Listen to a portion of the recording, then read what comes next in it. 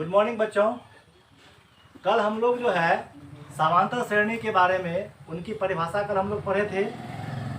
उसमें समांतर श्रेणी की जो परिभाषा है, समांतर श्रेणी किसे कहते हैं, इसके अलावा हम लोग पढ़े थे कल कि अनुक्रम क्या है, अनुक्रम कितने प्रकार के होते हैं।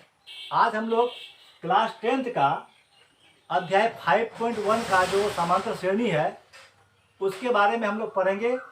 उसमें जो हिसाब दिया गया है उसको किस प्रकार से निकाला जाएगा, उनसे जुड़े हुए कुछ फॉर्मूला के बारे में पढ़ते हैं। तो पहला फॉर्मूला जो है वो काफ़ी इम्पोर्टेंट है। वैसे इस चैप्टर में ज़्यादा कोई फॉर्मूला है नहीं। हम लोग आज बात करते हैं कि समांतर श्रेणी का nवां पद, समांतर श्रेणी का nवां पद होता क्या है। तो यदि किसी समांतर श्रेणी का प्रथम पद को सदैव बोला जाएगा a तथा सार अंतर को बोला जाएगा d हो, तो nवां पद बराबर क्या होगा। तो nवां पद, इसको हम लोग an से सूचित करते हैं।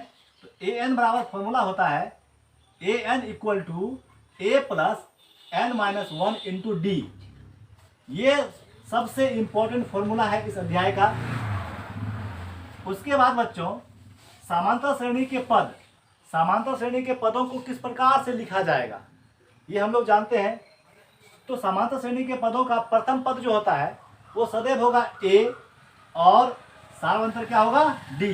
तो इसके पद को लिखने का तरीका क्या है, अगर प्रथम पद कहा जाएगा, आपसे पूछा जाएगा, तो प्रथम पद को आप लिखेंगे a, द्वितीय पद को लिखेंगे a प्लस डी, तृतीय पद को लिखेंगे a प्लस 2d और चतुर्थ पद को आप लोग लिखेंगे a प्लस 3d।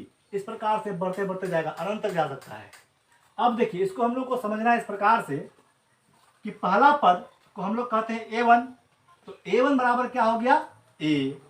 दूसरा पद को कहते हैं a2 बराबर हो गया a प्लस डी। तीसरा पद हो गया a3 बराबर हो गया a प्लस 2d।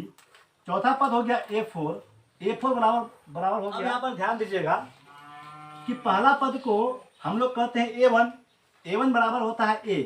अब ये a किस प्रकार से आया, इसको किस प्रकार से हम लोग प्राप्त करेंगे, तो यहाँ ध्यान दीजिएगा, ये जो a है इस फॉर्मूला के माध्यम से हम निकाल सकते हैं। तो जैसे यहाँ पर ध्यान दीजिएगा, a प्लस n का मान हम लोग यहाँ पे 1 लेते हैं। ये 1 जो दिया गया है ना, ये n का मान है। तो n का मान हम लोग यहाँ पे 1 ले लिए, 1 घटा 1 इंटू करेंगे d। अब देखिए a प्लस 1 में 1 को घटाएंगे तो 0 आएगा, 0 इंटू डी। अब यहाँ पर क्या हो गया कि a प्लस 0 को d से गुना करेंगे तो 0 ही होगा, इक्वल टू क्या आ गया a। इस प्रकार से ये प्राप्त हो गया। तो पहला पद a1 बराबर क्या हो गया a। अब यहाँ पे बात करते हैं a2 बराबर है a प्लस डी। अब a प्लस डी कहाँ से आया ये भी जानना जरूरी है। तो फिर हम लोग यहाँ बात करते हैं क्या कि a प्लस यहाँ पर इस n का मान, इस फॉर्मूला के माध्यम से इस n का मान हम 2 लेते हैं। तो यहाँ पर ले देंगे 2 घटा 1 इंटू डी। फिर देखिए a प्लस 2 घटा 1, तो 1 इंटू डी, तो d इक्वल टू हो जाएगा a प्लस 1 इंटू डी, तो d हो गया। तो आ गया ना इस प्रकार से। तो इसी प्रकार से हम लोग ना a3 का मान a प्लस 2d, a4 का मान a प्लस 3d इस प्रकार से निकाल सकते हैं। अब आइए हम लोग बात करते हैं सारवंतर की। सारवंतर को हम लोग अंग्रेजी में बोलते हैं कॉमन डिफरेंस। तो कॉमन डिफरेंस यानी कि सारवंतर बराबर क्या होता है, इसका सूत्र है कि दूसरा पद घटा पहला पद। अब देखिए सारवंतर को सांकेत हो गया a2 घटा क्या a1, यही आपका फॉर्मूला है। तो इसमें बेसिकली फॉर्मूला क्या हो जाएगा, एक हो जाएगा an बराबर a plus n minus 1 into D. दूसरा फॉर्मूला आपका हो गया d बराबर a2 घटा a1। और एक फॉर्मूला है, यदि आपको समांतर श्रेणी के पदों को लिखने के लिए कहेगा तो अगर 2 पद 3 पद या 4 पद दिया गया है, आपको 5वां पद निकालना है। तो जैसे चौथा पद हम निकाले हैं a प्लस 3d, तो 5वां पद हम निकाल सकते हैं, छठा पद निकाल सकते हैं। तो 5वां पद हो जाएगा a प्लस 4d, छठा पद क्या हो जाएगा a प्लस 5d। तो इस प्रकार से इस अध्याय में ये फॉर्मूला बहुत इंपॉर्टेंट है। अगर आप इसको याद कर लीजिएगा तो इसी के माध्यम से 5.1 का सारा हिसाब आपका सॉल्व हो जाएगा।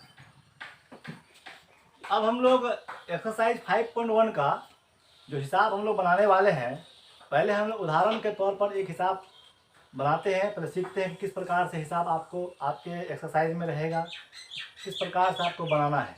तो देखिए, हम उदाहरण के तौर पर ना एक सीक्वेंस लिए हैं। सीक्वेंस को हम लोग हिंदी में कहते हैं अनुक्रम। 4, 6, 8 और 10 एक सीक्वेंस है।